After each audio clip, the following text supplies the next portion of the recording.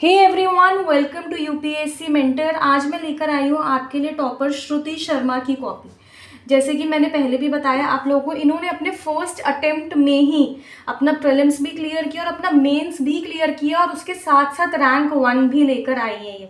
अब इसमें कुछ लोग बोलेंगे नहीं मैम ये इनका सेकंड अटेम्प्ट था। मैं आपको बता दूं जो इनका फर्स्ट अटेम्प्ट था वहाँ पे इन्होंने हिंदी मीडियम से गलती से भर दिया था, तो वो अटेम्प्ट जो इनका काउंट नहीं होगा। जो इन्होंने ठीक से अपना फर्स्ट अटेम्प्ट दिया था, जहाँ पे इन्होंने इंग्लिश मीडियम से दिया, वहाँ पे इनको अपने फर्स्ट अटेम्प्ट में ही रैंक 1 मिली। तो ऐसा किसी ने क्या लिखा कि उसने अपना फर्स्ट अटेम्प्ट दिया और उसी में उसने इतनी अच्छी कॉपी लिखी कि उसे रैंक 1 मिल गई।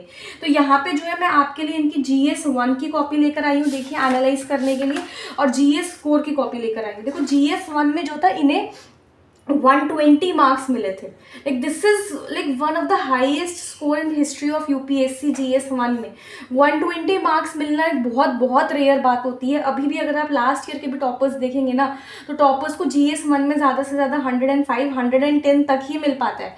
GS 1 में किसी को भी 120 मार्क्स मिलना एक एक्सेप्शनल बात होती है। तो यहाँ पे हम इनकी कॉपी देखते हैं, इन्होंने ऐसा क्या लिखा कि इनको 120 मार्क्स मिले। देखो, द कॉन्ट्रीब्यूशन ऑफ भक्ति movement towards the development of a body of devotional literature in vernacular language is significant as its liberal socio-religious teachings that had moderating influence on medieval history discussed। ठीक है, देखो भक्ति literature के बारे में पूछा गया है। अब आप इनके इंट्रोडक्शन का तरीका देखिए। The word bhakta coming from bhaj, participating in the divine, marked personal sense of devotion to God. देखो इन्होंने पूरा जो भक्ति वर्ड है ना, इसी का पूरा हिस्टोरिकल एनालिसिस दे दिया। अब आप लोग खुद अपने आप से पूछ के देखिए कि हमारे में से कितने लोगों का इतना अच्छा कंटेंट प्रिपेयर होगा कि हमें यहाँ पे भक्ति वर्ड का भी पूरा हिस्टोरिकल पता होगा। उसके बाद यहाँ पे इन्होंने टाइमलाइन भी दी, which begins in 7th to 8th centuries in south India. देखो पूरा टाइमलाइन भी दिया, लेकिन इंट्रो में ही इतना वैल्यू एडेड कंटेंट दे दिया। अब डेवलपमेंट ऑफ भक्ति लिटरेचर को इन्होंने से जनरली नहीं बताया, देखो पूरा मैप बनाया, और वो भी कितना एक क्लियर मैप बनाया है। देखो यहाँ पे गुरु नानक का बता दिया, आदि ग्रंथ है। कबीर जिस रीजन से थे, कबीर यूपी से थे, तो यूपी में ग्रंथावली बता दिया।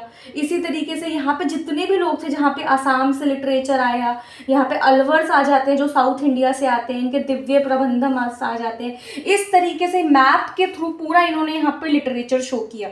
जनरली लोग क्या करेंगे, एक पॉइंट लिखेंगे, फिर पॉइंट 2 लिखेंगे, फिर पॉइंट 3 लिखेंगे, बट आप इनका यहाँ पे स्ट्रक्चरिंग का तरीका देखिए जो अपने आप में ही बहुत यूनिक है। तो आपको ये सब चीज़ें जो है इनकी कॉपी से एनालाइज करनी है। However the divinity in vernacular literature is only one aspect. अब जो है देखो, जो सेकंड पार्ट था क्वेश्चन का, लिबरल सोशियो टीचिंग्स जो आ जाती हैं, जो इनकी लिटरेचर से हमें मिली। इन्होंने एक पॉइंट लिखा, फिर एक एग्जाम्पल दिया, एम्फसाइज ऑन कम्युनल हार्मनी। इसका एग्जाम्पल क्या है, Kabir mentions God as both Allah and saint, emphasizing commonality of both, respecting outworthy rituals। ठीक है, इन्होंने यहाँ पे गुरु नानक का एग्जाम्पल दे दिया। फिर हेल्पिंग अदर्स, यहाँ पे लंगर का एग्जाम्पल दे दिया। रिजेक्टिंग कास्ट डिस्टिंक्शन, फिर यहाँ पे एक एग्जाम्पल दिया। आप जो है यहाँ पे इनका एग्जाम्पल डालने का भी तरीका देखिए, इन्होंने इतना स्पेसिफिकली हाईलाइट किया है यहाँ पे एग्जाम्पल को कि वो अलग से दिख रहा है कि हाँ इन्होंने इस पेज पे 4 एग्जाम्पल्स दे रखे हैं। आप लोग भी जब एग्जाम्पल्स लिखें तो आप लोग को अपने एग्जाम्पल्स इसी तरीके से लिखने की, जैसे इनके हाईलाइट हो रहे हैं ना एग्जाम्पल्स, आप लोग के भी एग्जाम्पल्स इसी तरीके से हाईलाइट हो। और इन्होंने एक नहीं, यहाँ पे 4 एग्जाम्पल्स दिए। यहाँ पे इतना ज़्यादा वैल्यू एडेड कंटेंट देने के बाद फर्स्ट पेज पर ही, सेकेंड पेज पर भी 4 एग्जाम्पल्स दिए, 4 पॉइंट्स दिए। अब इनका कंक्लूजन देखिए, this change in liberal values had an equivalent impact on society with a shift away from Brahmanical ritualism to the rise of Vaishnavism and Shaivism and influence of Sufism in the medieval period. देखो कितना अच्छे से इन्होंने एक well read conclusion लिखा है। Like this is the copy of a topper, जो एक वेल रेड एक आंसर है ये। इनका इससे ये पता चलता है कि इनके नोट्स कितने ज़्यादा एनरिच्ड होंगे कि ये इतना अच्छा कंटेंट यहाँ पे लिख पा रही है। This is the value of your notes, कि आपको इतने अच्छे नोट्स बनाने हैं। अब आप मुझे बताओ कि अगर आपको इस आंसर को मार्क करना होगा, क्या इसे लेस देन 6 कोई मार्क कर सकता है आउट ऑफ 10? तो आपको भी इस